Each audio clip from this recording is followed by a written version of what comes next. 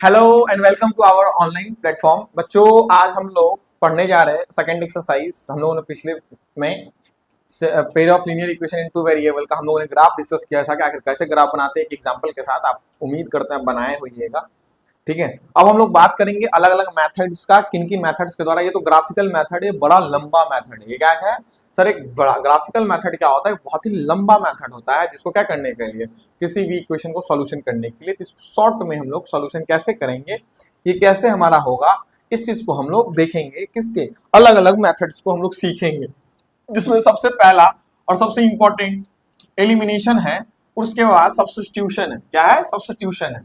तो हम लोग सबसे पहला यही चीज सीखेंगे, सब्स्टिट्यूशन मेथड। कौन सा method? Substitution method. Substitution method भी इंपॉर्टेंट है, लेकिन एक चीज ध्यान में रखेंगे, जब बच्चे दोनों मेथड सीख लेते हैं तो उन मेथड्स के बाद उनके दिमाग में ये आता है कि सर कब कौन सा मेथड यूज करेंगे। देखिए, आपका जब आप प्रैक्टिस करते हैं अपने बुक से, चाहे एनसीईआरटी हो, आर.एस. अग्रवाल हो, किसी से ना हो, किसी से भी, आर.डी. शर्मा हो, कहीं से भी, तो उस टाइम पे जब आप क्वेश्चन बनाते हैं ना, तो धीरे धीरे बनाते बनाते आपको अभ्यास हो जाता है और आपको दिखेगा, हालांकि मैं पढ़ा रहा हूं दोनों, लेकिन आपको दिखेगा कि आपको ऑटोमेटिक एलिमिनेशन आपको आसान लगेगा। देखिएगा सर, एलिमिनेशन बहुत छोटा में हो जाता है, सब्स्टिट्यूशन थोड़ा लंबा जाता है दोनों इजी मेथड, ठीक है। तो चलिए एक क्वेश्चन हम लोग लेंगे और उसी क्वेश्चन को दोनों मेथड्स हम लोग सीखेंगे। क्या नाम है? सब्स्टिट्यूशन मेथड, ठीक है। यह भी आपके एनसीईआरटी का क्वेश्चन हो, चाहे आरएस वाला क्वेश्चन हो, कहीं का भी मैं उठा ले रहा हूं। एक क्वेश्चन है हमारे पास, 2x plus y equals to 7, right? हाँ। और एक इक्वेशन है 4x minus 3y plus 1 equals to 0, यही है ना? ठीक है, ये हमारा इक्वेशन है। अब क्या है सर, इसको जब हमें ये क्वेश्चन अगर हमारा है तो इसको क्या कर रहा है? Solve the 4x and y using substitution method. क्या है? सॉल्व द, सर कुछ नहीं करना है sir, 2x plus y equal to 7 लिखिए, इसको इक्वेशन 1 मानिए। 4x minus 3y plus 1 equals to 0 equation 2 मानिए। हालांकि अगर ये क्या सही है, नहीं, हम इसको थोड़ा सा स्टैंडर्ड वे में लिखेंगे। क्या? जिस तरह से ये है इक्वल टू -1, ठीक है। अब सब्स्टिट्यूशन मेथड हम लोग जब यूज करते हैं या हम लोग सीखते हैं बनाने का तरीका, तो हम लोग सबसे पहला ये काम करते हैं, इन दोनों में से एक इक्वेशन को चूज कर लेते हैं। क्या कर लेते हैं? इन दोनों में से एक इक्वेशन को चूज करेंगे और क्या करेंगे, या तो x की वैल्यू या तो y की वैल्यू, ठीक है। अगर x की वैल्यू या तो y के टर्म में निकाल लेंगे या तो y के वैल्यू x के टर्म में निकाल लेंगे। हम नॉर्मली x की ही वैल्यू निकालते हैं y के टर्म में, तो क्या, सॉरी, y की वैल्यू निकालते हैं x के टर्म में, तो लिखेंगे फ्रॉम, कोई भी इक्वेशन आप लिख सकते हैं, हम इक्वेशन 1 ले रहे हैं। From equation 1 2x plus Y बराबर 7 है, तो y इक्वल्स टू क्या हो जाएगा? 7 माइनस 2x, हाँ या ना? यही होगा। अब कुछ नहीं करना है सर, इस y की वैल्यू को, ये वाला का काम हो गया। अब इस वाले में याद रखेंगे, बच्चा क्या करता है, उसी वाले में पुट कर देता, भाई आता ही नहीं कुछ भी, जीरो कट पुट के आ जाता है।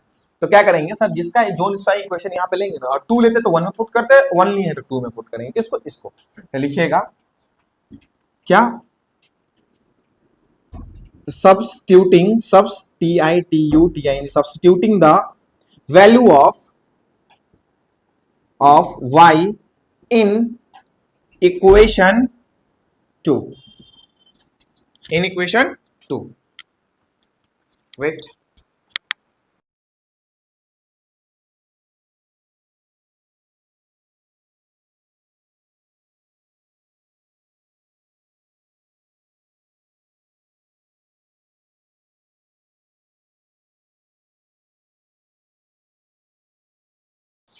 ठीक है। तो हम लोग क्या कर रहे हैं, सब्स्टिट्यूट कर रहे हैं इसकी वैल्यू को, value of y in equation 2, अगर 2 से लेते तो 1 में सब्स्टिट्यूट करते हैं, ठीक उल्टा। तो सब जब सब्स्टिट्यूट करते हैं तो लिखिएगा क्या, therefore 4x minus 3 into y की वैल्यू क्या है? 7 माइनस 2x बराबर -1। तो ये क्या होगा? 4x माइनस 7 3 21 प्लस 6x बराबर -1। यहां से आप ध्यान से देखिए, ये 10x हो जाएगा, 10x इक्वल टू इतना होगा, तो 10x इक्वल्स टू 20, x की वैल्यू कितनी आएगी? 2। अब इस जो x की वैल्यू 2 आई है, या तो आप इसमें डाल लो, इसमें डाल लो, इसमें डाल लो, किसी में भी डालो, लिखो putting the value of x in equation 1। आप इसमें यहाँ पे किसी भी इक्वेशन में डाल सकते हो, y की वैल्यू आ जाएगी आपकी 2 into two plus y equal to 7, तो y की वैल्यू 7 माइनस 4 बोले तो 3। ठीक है, ये आ गया हमारा, सॉल्व हो गया। यही है भाई सब्स्टिट्यूशन मेथड। यही क्या है, सब्स्टिट्यूशन मेथड। मात्र एक ऐसा मेथड जो कि बहुत ही इजी वे में चलता है, हालांकि मात्र नहीं कह सकते, एलिमिनेशन भी चलता है इजी मेथड में। ये थोड़ा लंबा जाता है क्योंकि इसमें दो दो बार पुटिंग करना पड़ता है, एक बार ये निकालिए फिर सब्स्टिट्यूट कीजिए फिर यहाँ से निकालिए फिर, हाँ लेकिन इसमें एक चीज ध्यान रखना, अगर इक्वेशन 1 से निकाले हैं तो इक्वेशन 2 में पुट करते हैं, यहाँ पे सब्स्टिट्यूट करते हैं, अगर 2 से निकाले हैं तो 1 में सब्स्टिट्यूट। ठीक है, pause the video 2 minute down. अगला जो हम लोग मेथड सीखेंगे, एलिमिनेशन मेथड। क्या सीखेंगे, एलिमिनेशन मेथड। इसी वाले इक्वेशन से सीखेंगे कि क्या दोनों से सेम आ रहा है या नहीं आ रहा है। एक्स की वैल्यू 2, वाई की वैल्यू 3 आई है हमारे लिए। चलिए अब देखिए सर, एलिमिनेशन मेथड क्या नाम है इसका, एलिमिनेशन मेथड।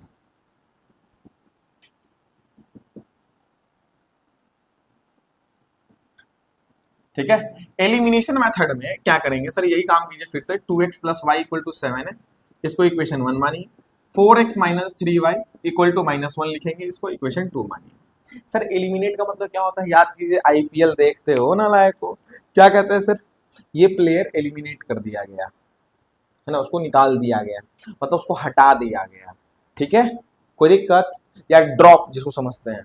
ठीक है, तो यहाँ पे वही काम करेंगे, या तो x को एलिमिनेट कर लेंगे या तो y को। तो सर बराबर तो हमेशा मिलेगा नहीं, जैसे यहीं देख लो क्या 2x है या 4x है, तो यहाँ y है या 3y है, तो क्या करेंगे, कुछ ऐसा मल्टीप्लाई करेंगे या ऊपर वाले में नीचे वाले में, जो कि या तो x की वैल्यू सेम आ जाए या तो y की वैल्यू सेम आ जाए, उसका हम प्लस माइनस कर लेंगे। अगर यहाँ पे हम ध्यान से देखें तो इक्वेशन 1 अगर हम मल्टीप्लाइड करें 3 से और देन प्लस करें इक्वेशन 2 को मल्टीप्लाइड करने के बाद 1 से, तो ध्यान से देखिएगा क्या होगा, 3 2 6x होगा, 3y बराबर 21 हो जाएगा, बोथ साइड मल्टीप्लाई करते हैं। अब इसमें 4x minus 3y equal to -1, क्योंकि 1 से जब मल्टीप्लाई करिए तो सब तक वही रह जाएगा, प्लस कर रहे हैं तो कोई साइन चेंज नहीं होगा, तो ये खत्म हो जाएगा। 10x बराबर 20, x की वैल्यू 2 आ गई, कितनी आसानी से आ गई ना। अब इस x की वैल्यू को दोनों में किसी में एक में डाल दीजिए, putting the value of x in equation 1, तो क्या होगा, 2 इंटू टू प्लस वाई बराबर 7, तो y की वैल्यू क्या है, 7 में से 4 गया 3। ठीक है, कोई दिक्कत नहीं होना चाहिए इसमें, हो गया। तो सर x की वैल्यू 2, y की वैल्यू 3, यही एलिमिनेशन मेथड है, आसान है, बहुत जल्दी सॉल्व हो गया। ठीक है, तो इसी के लिए बच्चों को ये मेथड सबसे अच्छा मेथड है लगता है और आसानी से सॉल्व हो जाता है। सब्स्टिट्यूशन एक बार फिर निकालिए, फिर सब्स्टिट्यूट कीजिए, फिर सब्स्टिट्यूट कीजिए, तो ये थोड़ा सा टफ लगता है, यहाँ पे एलिमिनेट करना आसान है। तो ये सर हमारा सेकंड एक्सरसाइज में जब आप बनाएंगे एलिमिनेशन और सब्स्टिट्यूशन मेथड की मदद से आप क्वेश्चन को कुछ सॉल्व करना सीखेंगे। ठीक है, क्रॉस मल्टीप्लिकेशन मेथड इस बार का सिलेबस में आपके नहीं है, पहले हम लोग पढ़ाया करते थे उसको। और अब एक और लास्ट एक्सरसाइज बचा जिसमें आपको कंडीशन पढ़ना है।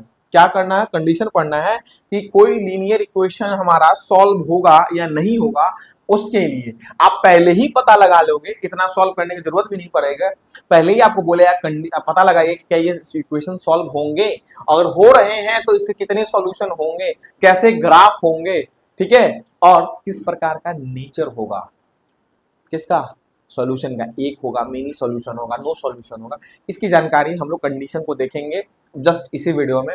ठीक है, तो अब हम लोग आगे चलते हैं, ये हमारा ये सेकंड एक्सरसाइज तक था, अगला थर्ड एक्सरसाइज को देखते हैं हम लोग। ठीक है, condition,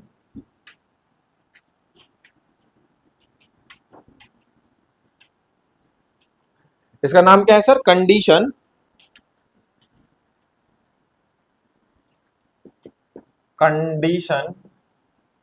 for solvability of linear equation. ठीक है, तो क्या कहता है सर, हम नॉर्मली क्या जानते हैं, a1x plus b1y plus c1 equals to 0, a2x plus b2y plus c2 equals to 0।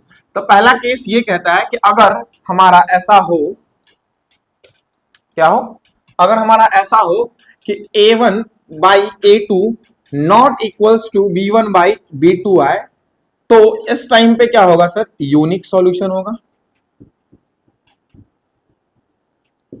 कैसा होगा, कंसिस्टेंट सिस्टम होगा। तीसरा, ग्राफ कैसा होगा, इंटरसेक्टिंग। ठीक है, ये पहला कंडीशन। दूसरा कंडीशन में क्या कहता है कि a1 अपॉन a2 अगर इक्वल्स टू है b1 अपॉन b2 के, इक्वल्स टू है c1 अपॉन c2 के, तो इसके लिए क्या कहता है सर, मिनी सॉल्यूशन। क्या होगा, आपको उतना बड़ा ग्राफ या उतना बड़ा आपको सॉल्यूशन करके देखना नहीं पड़ेगा, सिर्फ आप इसको चेक करके बता सकते हैं रेशियो को कि ये इसका हमारा ग्राफ कैसा होगा, कितने सॉल्यूशन आएंगे, इन सभी चीज की जानकारी आप दे सकते हैं। मिनी सॉल्यूशन कोइंसाइड करेगा ग्राफ, कैसा सिस्टम है, कंसिस्टेंट ही है सर।